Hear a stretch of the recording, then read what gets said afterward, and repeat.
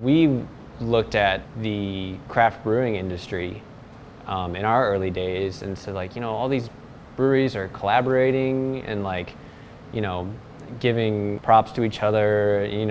They're not hiding their secrets, so close-handedly and all this stuff. So we kind of looked at that and said, like, man, we wish that, like, coffee culture could be that way.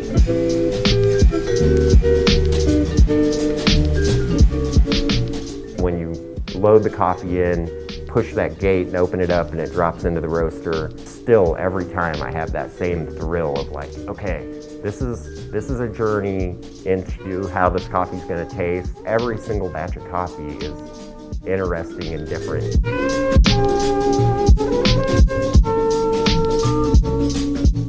One of the awesome things about Kansas City is there's nobody really f***ing up. You can come up with a list of probably 30 roasters and 20 cafes who are all putting out good quality product.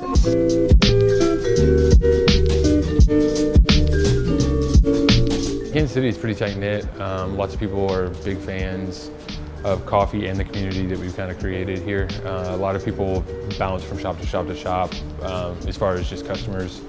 And even the people in the industry will also just go get coffee from their friends.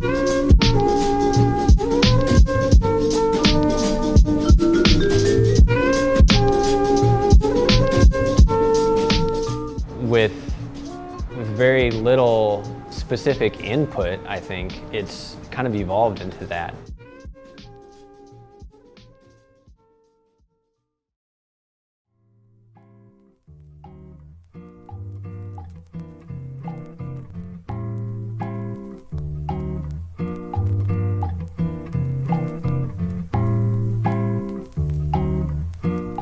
John Cates at Broadway Roasting is hands down the original gangster of Kansas City specialty coffee.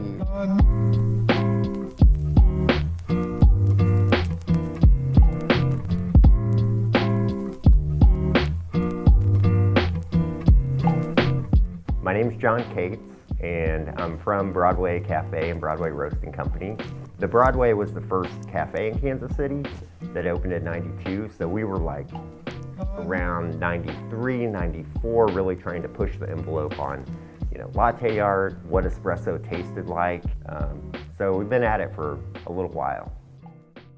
Watching Broadway take on the Starbucks next door was a really fun part of the development I went through. It was back in '98, we heard about, there was a big rumor in the barista community, like, hey, Starbucks is opening up right next door to Broadway. I started with Starbucks in '99, and I worked there for about, it was almost 5 years. And there was a Starbucks location that had opened up right next to Broadway Cafe. They were really concerned about it, legitimately so, because at the time Starbucks was still pretty new to Kansas City, and having a Starbucks in your parking lot was like, oh gosh, are we gonna do this, or is it gonna work out? That was like a wake-up call to, like, okay, is Seattle gonna define what coffee is in Kansas City, or are we gonna, like, step up and, really try to compete and show people what good coffee can taste like? There was a lot of Gen X influence at that time too, of like, damn the man, kind of thought process, a little more edgy coming out of the '90s. I went in there, it was a weekend, and it was super busy, and I was getting my employee discount, I had to go. And so I started looking around, and there was this cute little coffee shop next door that was Broadway Cafe. Our goal was to, like, compete with them based on the coffee. So we're making better coffee, trying to do latte art. And so I was like, well, I'm sure it'll be up to my standards, but it'll be fine for right now. Let me just go and I'll just get something quick. And that was the first time that I saw latte art, ever. And I totally did the same. Like now I've had it happen thousands of times. Oh, look, did you mean to do that? And I was that guy. So it wasn't just a little bit better than what I was making. It was way better. Eventually, 10 years later, Starbucks closed, and that was the first Starbucks that closed in the U.S.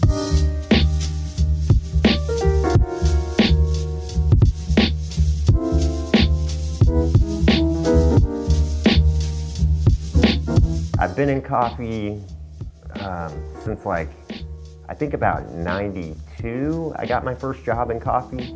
I've been in coffee since 1999. I've been working in coffee since '99. I've worked in coffee for 15 years. I've been working in coffee since 2003. I got a start in coffee when I was 18 because I wanted to just do coffee and travel. I started out at a really tiny mom and pop coffee shop called Oak Street Coffee Shop. It was at 63rd and Oak in Kansas City. My first job in coffee was a place called Espresso Vita, which was down south in Overland Park across from Johnson County Community College. And I actually started out in Starbucks. I started with Starbucks. I worked at a corporate store and is Caribou in Elk River, Minnesota, this little town. Because that's all that was like really available where I was at, or that I was aware of as far as like coffee went. My first cup of coffee I was like in 4th grade maybe, and there was parent-teacher conference, and there was the little pot of coffee with the non-dairy creamer and the sugar, and I just filled the cup up with it, and it was just like, this is awesome, you know, it's basically sugar and caffeine. I've been drinking black coffee since I was 6. In like the basement of the Catholic church I grew up going to. I started with Italian sodas because I didn't like coffee. The first time that I really appreciated black coffee and the different flavor notes was when I worked at Starbucks. I got a job at a Starbucks and wasn't like a super huge fan of the coffee there. It was like, you know, most of it was pretty dark.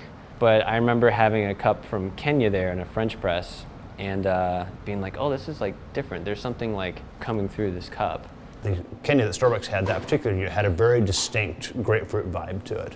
One of the like interesting things of like Kenya is like once you would taste it by itself and then pair it with another item, that just started to really open up to me as like the way that you would pair things together. And I think I had that moment with a Kenya. They're like, hey, pair it with lemon bread, and just like that together was like, whoa, there's like way more going on with coffee than putting it in lattes or drinking it black like with milk and sugar. I was kind of like hooked on iced coffee and like lemon bars for a while because like iced coffee and like lemon bars really just like complemented each other. Which later on I could pick out, but initially it was, you know, the lady that was training me was like, you know, can you taste the grapefruit? You know, like what is it that you taste? I taste coffee. It's like taking something that you always knew was good and then just kind of taking it to a whole different level. I'd compare it to like a 12-year Scotch to a 30-year Scotch. And you're just like, oh my God, that's what this can be like? That really stuck with me, you know, of being in that spot. And so like, you know, whenever I'm talking to customers and they're kind of in the same place, you know, just my heart just goes out to them, you know, like here, like let me show you how awesome this could be, you know, and knowing that you know that I was there too. And so to me it helps me not be that pretentious barista, you know, so because nobody likes that guy.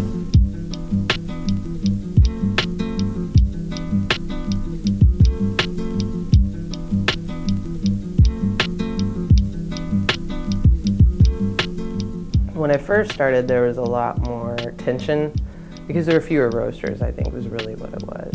You know, we started out at the same space, you know, as a city coffee scene, you know, where we were very divided, very standoffish, very proprietary. You know, oh, I can't tell you, I couldn't even begin to tell you how I pour my Rosetta. No way, pal. We've gone from early on where everyone said you had to do it this way, had to do it that way, to major inclusiveness, you know, where, you know, it almost became like a badge of honor to share information. It's like we collectively got over it in a lot of ways. Not that people don't still have that, I'm sure they have their little things, but by and large it seems like we recognize we're all kind of trying to do the same thing. You know, there's healthy competition, which is a good thing. I mean, we're, you know, in business to make money and, you know, supply things and buy things, and so there is a healthy amount of competition, but it's a friendly competition, I guess. I'm playing by the rules, but like I'm gonna win, you know. But off the court, you know, hey, let's be friends, let's go grab a drink. You know, we all have families, we all have mouths to feed, and so, and that's just being respectful of that.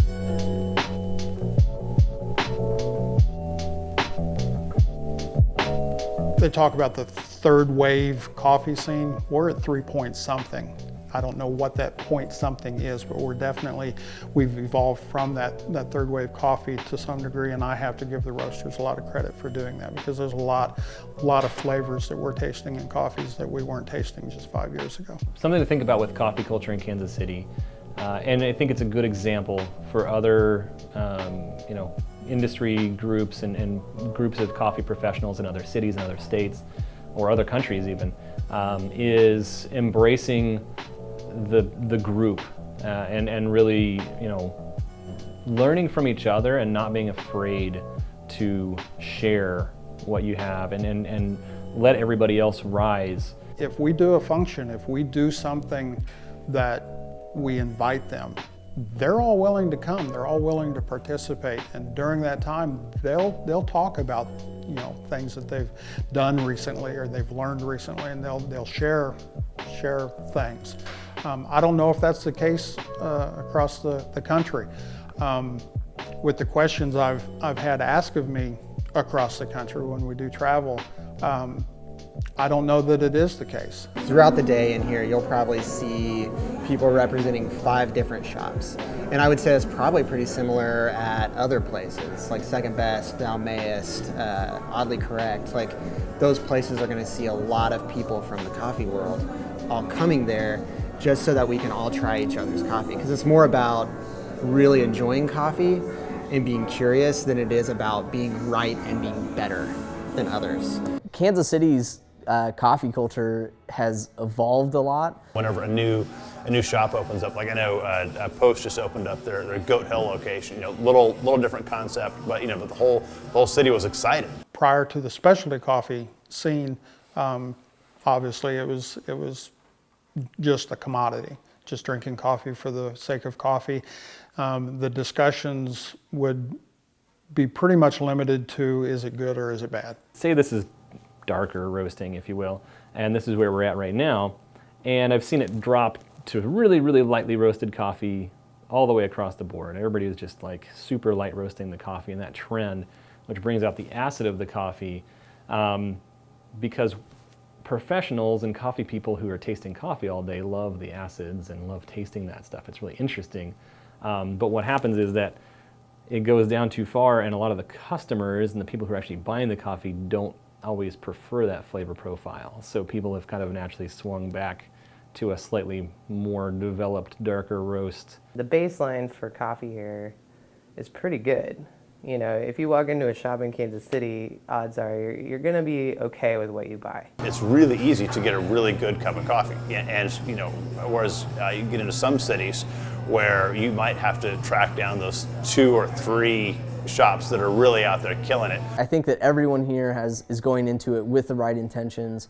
They're trying to bring a good quality product to the table, and really being in the Midwest, you're seeing a market really get tapped into, and you're seeing Kansas City kind of emerge as a blossoming coffee culture that was otherwise kind of regulated to the coast. Something I really enjoy about Kansas City is kind of how we're in the up and up stage. The town's just kind of blowing up, and I try to keep it under wraps a little bit, because I think part of the beauty of Kansas City is that you can afford to live here and do jobs that are artistic. We're not like living in LA, San Francisco, or Seattle, where it's really expensive to live. So you can actually be a barista here.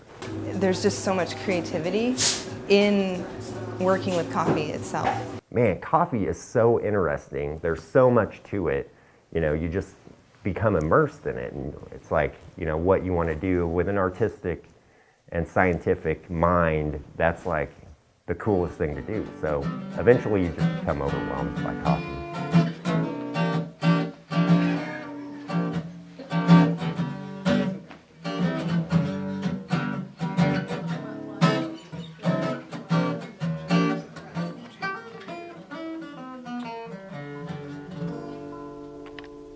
That was beautiful, Marty. That was great. I got really into the coffee, and then I ended up doing a lot of blending for PTs in Topeka, and spending a lot of time in a training room drinking more espresso than any human should, and getting getting super nerdy, only to realize that that part wasn't what made me happy. It was being with the people. Coffee's the vehicle that I use to communicate with people. It's the people that come in and the environment that's created with doing everything we can as well as we can. And that's what I really love about coffee is that community aspect. It's it's people that you know, people that are around. You can have people of any kind of walk of life walk through that door and they'll talk to each other. It's just a strange space in humanity. Like coffee equalizes people. As long as there's people, then I'll always love it, and want to use coffee as a way to love people. So